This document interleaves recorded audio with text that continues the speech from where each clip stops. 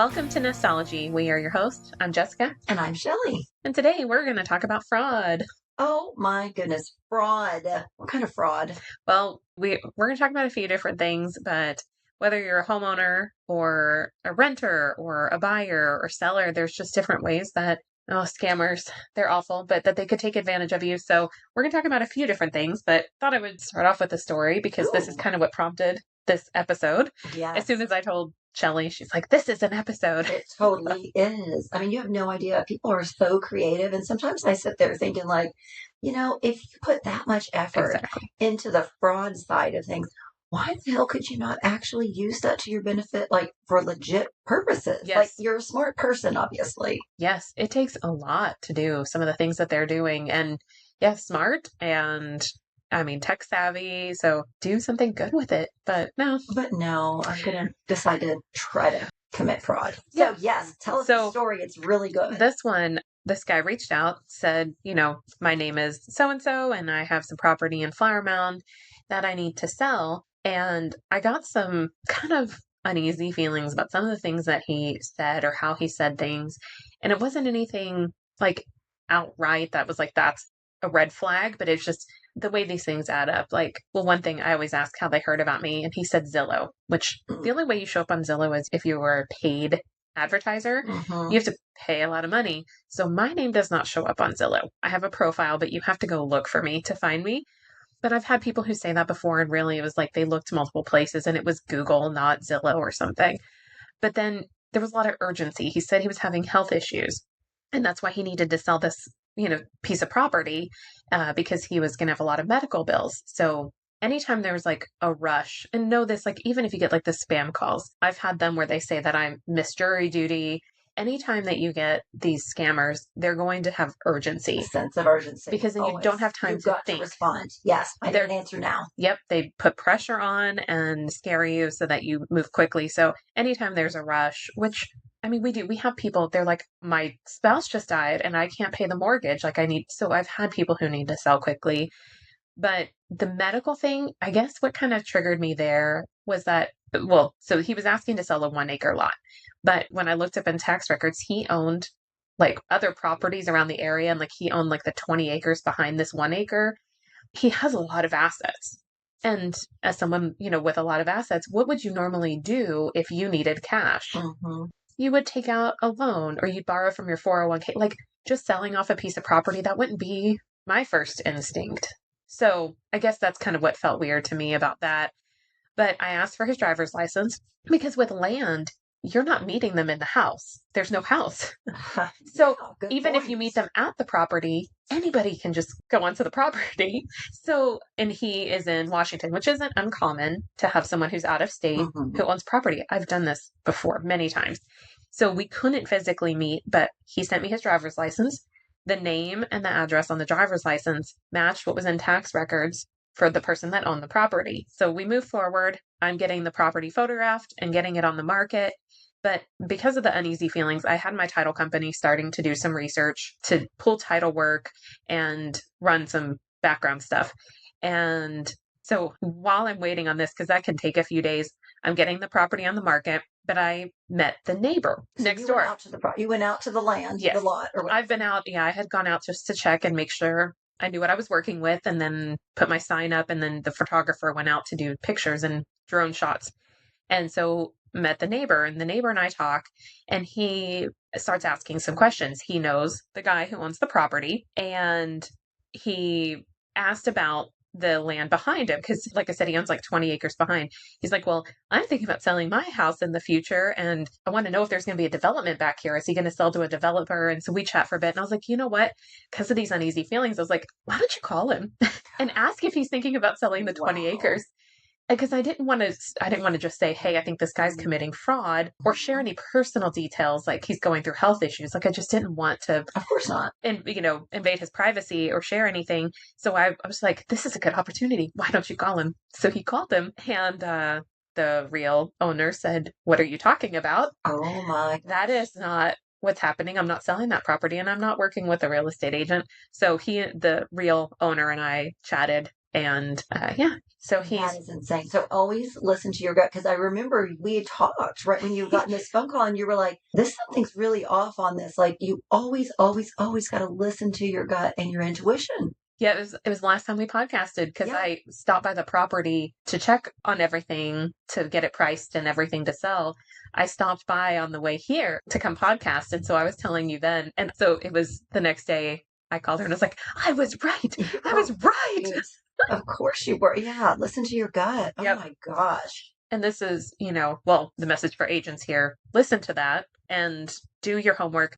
So, any of our agent friends who are listening, you can have your title company tell them, say, I feel red flags on this. So, they'll take extra precaution and look at things, but they can send like an email verification thing where I don't know, you've probably all answered these questions before when you're doing like taxes or something where it says like, which of these 4 cars did you own?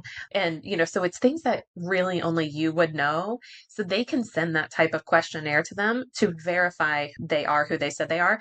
And it also, you can mail something. That was going to be my next step to mail something to that Washington address Oh, to say, wow. just verifying that we are listing your house for sale, whatever it is, because his driver's license was obviously a fake. He's not actually living there. So I could have connected with the real owner there. Oh my gosh. So Jessica, like what, I mean, could that have actually happened? Could he have sold somebody else's land? If there had not been any other red flags, now, hopefully, like I said, that verification would have been done and we could have caught it there. Maybe the title company would have seen red flags, like if anything felt off to them. And so we all have to do our jobs as lenders, title companies, Mm-hmm. agents. And that's where I do worry that newer agents who aren't used to the business or agents who are desperate. I Mm-hmm. mean, I hate to say that, but if you are focused on your paycheck and Yeah. you're not listening to that, you may just try to ignore it and push those feelings down. So I have dealt with clients, not fraud stuff, but I've dealt with people that were assholes because I was like, Mm-hmm. I got to make a Got, paycheck. got to So, feed my family. and then Yeah. I'm regretting it the whole time saying I knew I shouldn't have worked with that person. So, Mm-hmm. yeah, listen to it. I know it's hard and you want that transaction to be real, but you've got to notify others if you're feeling that way, and everyone can be on the lookout because you have a whole team of people there. Ask the questions and try to do your due diligence. Now, as far as the seller side of it, I did talk to one of my real estate attorneys that I work with a lot and to kind of brainstorm like how can the owner of the property prevent this from happening? Oh, good point. And I mean, there's not a lot that you can do, but one idea we had was you could put the property into a trust or an LLC Uh, that doesn't have your name on it. mm-hmm. So, if it's ABC Properties LLC or something like Yeah, that, you can't say you you're the don't owner because you don't know their name. you don't know any of the details. So not only do they have to fake a driver's license, but they're having to fake an entire, document. Identity. Yeah, they're going to have to make fake trust documents or LLC paperwork. And that the more that you are lying, the more opportunity that there are for people to see through that, to catch that and say something about this doesn't feel right. So yeah, it's a lot easier. And because it is public record, it is easy for someone to go and find vacant land with somebody's name that does not live in the state. Unbelievable. So, because then they know that they're not here to check on the land. I mean, some other things that we've seen, I have had, Okay, like, wait, back up because yeah. I like Oh, the end of the story. Like, oh, okay, so what happened? so, okay. Yes. Wrap it up. So the real owner, he filed a police report and I tried to hold the guy off because we don't have a real ID. That's a fake ID. I mean, I'm assuming a real picture though, because he was going to try to pass it off to close on it, but we don't know anything. That email and phone number are going to be junk accounts. They're not going to Mhm. connect anywhere, but I did hold him off for a bit in case the police did have any way to track that phone number. I'm assuming it's a burner phone, but as soon as I told him that I knew he was a scammer, he was going to shut that phone off. So I kept it going for a little bit. I stalled him. I was like, hey, we're waiting on title work or something. But he blew up my phone. He was calling me 30, 40 times a day. So I finally did. I had to put an end to it. And I told him that I had been talking to the real owner. He said, no, I'm the real owner. And I said, well, there's an ongoing investigation, so you'll have to contact the Flower Mound Oh Police my Department to gosh. discuss this with them. But I can't move forward until I know who the true owner of the property is. And he did not respond after that. He hung So up on you? that was through text. Oh my gosh. But yeah, I You was just shut getting, that down. I did. I was trying to keep it going in case the police could do anything with it. I didn't want to tip him off too soon, but yeah, I got tired of it. I mean, he would literally, he'd call, I'd send it to voicemail, and he would call again, again, again, and he would do it 20 or 30 times. I mean, who's he going to pick next? Like, I don't think that guy's going to give up. And no, yeah, he'll just move on to another property and another agent. So, but yeah, maybe, Don't mess with Jessica. yes. And other agents, please be careful.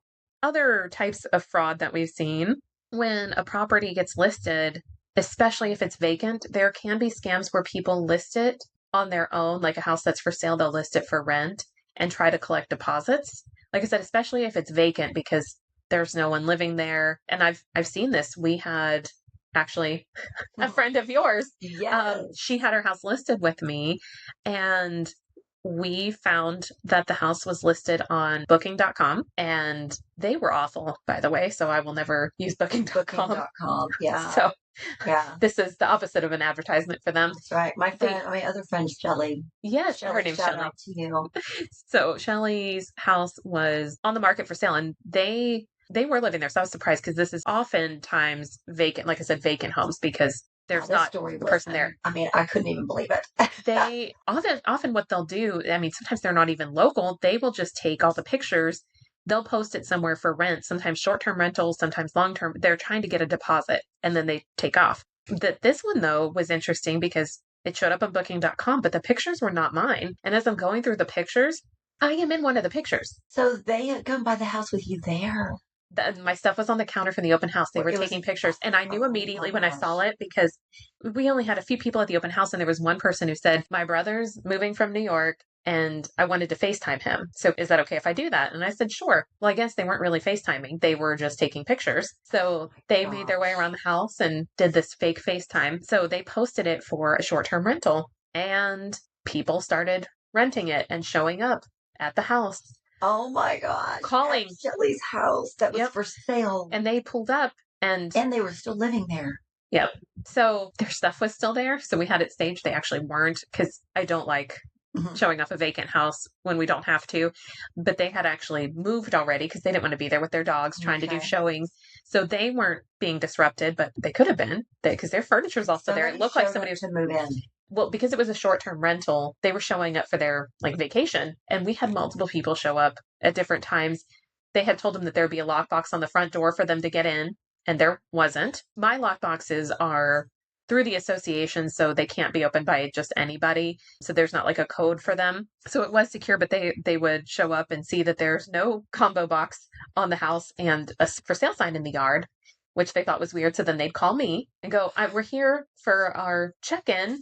And I would have to explain that was fraud. Oh my gosh. And they lost their deposit. I don't know how it works with booking. Now, on my side of things, it was a disaster. They had done this to a few other houses in the Argyle area. And so there was the same couple. Luckily. Hello. Oh my gosh. I'm sorry, guys. I need to stop having things on my calendar while we're recording. So that was the reminder that my husband needs to take the kid for his haircut. Oh, great. Okay. So that's what they're doing now. So there was a few of us reporting, and someone was able to get the CEO's email address because we kept trying to report it. Booking.com, because we had gone through trying to report listings to say it was fraud. Nothing was happening. This listing stayed up for a month. Oh, wow. And I was emailing the CEO. All of us were, because there was multiple of us. We had owners and agents all bombarding them, saying it needed to be removed. We even one of them got a demand letter from an attorney to send. Oh my gosh. Demanding, and people are actively losing money because they're showing up to these houses. No, I don't know if Booking offers reimbursement to them. Somebody's out money from this. Absolutely. I don't know the behind the scenes stuff. I don't use Booking for mine. I use VRBO on mine. So I don't know how they work, but somebody was going to be out money from those. But they took over a month. That's why I was so irritated because they were not responding. They weren't. If you have someone reporting fraud on one of your listings on your site, you would think that they would just be on top of it. Yeah, jump on that. Now, didn't you, I can't remember all the story, but have pictures or something? And didn't you post it on Facebook? Or does anybody know these people? I did. Oh my God. I called them out. Well, because Shelly, she had cameras on her house. So since I knew who it was, I told her what to look for. So she found the images. We had a picture of their car. We couldn't see the license plate from where they were parked. but we had their car and we had pictures of the two people. Oh my God. You blasted that I out to did see if because I anybody was knew so who they were. pissed because they Yes. were their local. Like I said, in some of these situations, they could be in another country doing this because they're Mm-hmm. just copying what you put on your listing and then they're reposting it. So the fact that they were there, we knew that they were in the area. So I did. I posted their pictures on That's awesome. Facebook, That's tried awesome. to blast them. Oh my I forgot I did gosh. that. Yeah. I was pissed. I was Oh, pissed. yes. That is So, crazy. You've uh, had some really crazy stories with that yeah, stuff. that's where if you do have a property that is on the market, or I mean, even if it's just a vacant house that you may not be on the market, you got to keep an eye on it. And one thing you can do, you can set up a Google search so Mhm. that way you get alerted anytime there is something that shows up online with that address. So you could put in your address. Oh, that's smart. And that I have done that with my listings since to watch out for that stuff Oh my to God. see because yeah that's kind of the easiest way to find it because you don't know there's not just one site like I said booking.com was the one on this particular one but it could be a Craigslist ad for a roommate or something if it's vacant hopefully you can have somebody check on it if you're not local but you Mhm. want to be watching if you are the landlord renting out a house, I've seen people put notices on the door saying, like, this is who we are. Like, here's the management company. If anyone else is trying to claim that they're us, like, here's the number to call. So, you have to be careful. And as a renter, do your homework before you submit a deposit somewhere. Be on a trusted platform. If somebody's renting it, and the name of the landlord doesn't match what's in tax records, ask questions. You Unbelievable. just got to be very careful in the heat of the market back in like 21, 22, a lot of people didn't get to see a house before they rented it because they were Hmm. going so fast, just like Right. houses for sale. So people were renting sight unseen, just terrifying. And they would pay deposits and find out that the house wasn't actually for rent at all. Oh So my gosh. Crazy. If be very careful. anybody If thinks something real feels weird, estate and mortgage is boring, it is not. oh, you know which It one? is always very entertaining. One we haven't covered is wire fraud. Oh my gosh, yes. That's huge, especially, on my side of things, right? I just heard she was just on the phone with a Yeah, with two client. She's different like, clients about do wire. not send the wire until you call this number. Yeah, you got to check with the title company. But yes, I personally have not had that happen to any clients where, the funds were misdirected, but has, Knock knock on on wood. wood, yes. But, we hear about it happening all the time. And so what happens is, if the client gets an email about here are the wiring instructions to send your money and they're not paying attention, it could be a scammer Yeah. and they could, be sending that money over to, I don't know, some other country. Yeah. And then You'll they're never get it out back. all that money and they'll never get Yep. it back. So we are so, so careful with that. So if we are telling somebody here, they want their wiring instructions. Well, they're the title company's wiring instructions. And so I'm always telling like, you've got to be super careful. You have got to call the title company, not just say, is this correct? And read it to them. Like you don't know who, you're calling. We'll provide you with the title company information or your real estate agent can provide you with that information, but you have got to call. And I know they're tired of doing things at this point, right? And the transaction, you're almost done. You're almost in your house. You're done with the paperwork. And it feels like one extra thing. Like, I don't want But to do you're that. about to send sometimes 50, $100,000. I mean, sometimes it's always a large amount, no matter what price point you're at, but you're Absolutely. sending a huge amount of money. That cannot be recovered. Yep. So you've got to do the due diligence, call the title company, and you specifically ask for your escrow agent at the title company and ask them to read, please let me know what your wiring instructions are. You'll have it in front of you. They will read it back to you to confirm that that is correct. So Yep. you've got to be super, super cautious with that. Well, in the way that they do these scams, I mean, it looks legit. It's going to be an email that looks like it's from the title company or your agent or your lender. They copy our entire email signature, everything. So it looks like an email from me. And the email address is one letter off.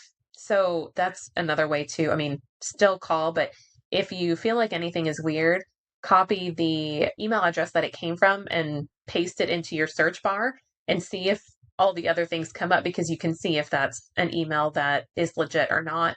if it's the same one that's been used, but still call and verify. And also, like, what you're talking about, like, but call if it came from your real estate agent, call your real estate agent. Did you send me this? Yep. Call your lender, ask them the same, like, we want to be there to help you through this. Yep. Call the title company. Don't just, accept it. Some people worry that they're bothering us, but please don't. Please call us. You will never be annoying by asking questions. And it's so funny because we have a mutual client that they were just having a hard day. They were with Chime Bank. Okay, that's a little word of warning. Don't use Chime if you're going to buy a house, because apparently you can't do wires or cashier's checks and stuff. So it makes it really hard to pay your earnest money, which is a timely thing. So they were having to open a new bank account. It was a hectic day and she sounded so frazzled. I know. So we sent her some Tiff's treats, cookies, and she got the text alert from them saying that they had just made a delivery. And she's like, is this scam? And I was like, cookies. Are the cookies a scam? I always do when we go over paperwork, I drill it into them about scams and always double check. She's like, I was worried that was a scam already. I was like, no, those are real cookies. Yeah, I want to just, because she had to jump through some extra hoops because it's just a rough day of the Chime Bake situation. It kind of put her into a little bit of a tizzy because she had to do quite a few steps in order to get the earnest money there and get the lender give me, the proper documentation to show where the earnest money was coming from. If you've bought a house, there's a lot that these awful lenders ask for. Oh my gosh. But all the things you have to do, you go under contract, you've got to get the inspector. You've got to get all the things done and pay your earnest money. But if you also have to go open a new bank account and there's no wires or cashier's checks coming from your old bank to get the money to the new bank, it was a pain in the ass that they had to go through. I know, it really is. So as awful lenders, I'm just going to speak on behalf of all of my kind. We are trading paperwork for keys to your beautiful new home. I'm just teasing, right? Yes, I know. I know. It's kind of like birthing a baby. It's like, it's a little uncomfortable with paperwork and stuff, but then you get this beautiful home and you forget all the pain and suffering that was involved beforehand. Hey, I try, my team and I, we do our best to be so positive, upbeat, there for you every step of the way. You guys are. We try to make paperwork fun, if that is at all possible. No, you guys are great, and you do make it as easy as possible. But it's just a lot. Like I said, because it's not just the paperwork, but everything happens at once. And all at one time. Throughout the transaction, everything's like a wait, and then hurry and do all the things at once, and then wait. And like homeowners insurance, who are you going to use? We're like constantly asking for stuff because we move fast, right? So no scam cookies from that one. Yeah, well. But those are just some of the things to be on the lookout for, whether you're a homeowner, buyer, renter. Just, I guess the biggest thing, take the time. Yes. If you have concerns, if you feel uneasy about anything, ask the questions, take the time. Absolutely. Nobody's going to be upset with you if you do that. So we'll always call the people you trust and call the numbers you have on file. Not a number from an email. Yes, don't call the number from the email. Call the number you already have. We didn't change our number while we were in transactions. Yes. So, all right. Well, thank you guys for joining us, and check out our socials. It's Nestology Podcast on Facebook and Instagram. Thank you for joining us, where we help you make the best of your nest. Bye. Bye.